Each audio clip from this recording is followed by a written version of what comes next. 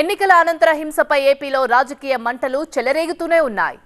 మేమేమి చేశాం నేరం అని టీడీపీ వాదిస్తుంటే ఇదంతా మీ కూటమి పనే అంటున్నారు మంత్రి అంబటి. ఏపీ సీఎస్ఓని మరోసారి కలిశారు అంబటి. అయితే చంద్రబాబును వైలెంట్ కింగ్ తో పోల్చారు అంబటి.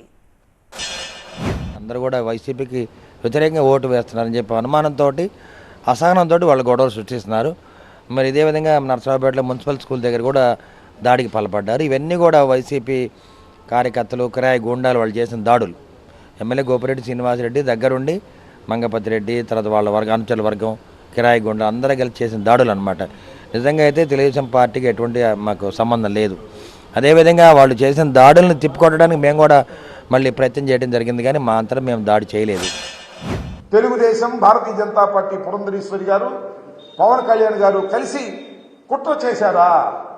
కుట్ర చేసి ఈ పిటిషన్లు పెట్టి ఏదో ఒక విధంగా తమ ఓట్లను ఫాల్స్ ఓట్లను గందరగోళాలు చేసి ఓట్లు వేయించుకోవడం ద్వారా గెలవాలని అనుకున్నారా అనేటువంటి సందేహాలు కలుగుతా ఉన్నాయి. నేను ఓడిపోతాను అని అనుకున్న రోజున నారా చంద్రబాబు నాయుడు గారు రాక్షసంగా వ్యవహరిస్తాడు. తనకు అధికారం రాదు అనుకున్నప్పుడు హింసను ప్రజ్వలింపచేస్తాడు. ఇది నారా చంద్రబాబు నాయుడు గారి చరిత్ర.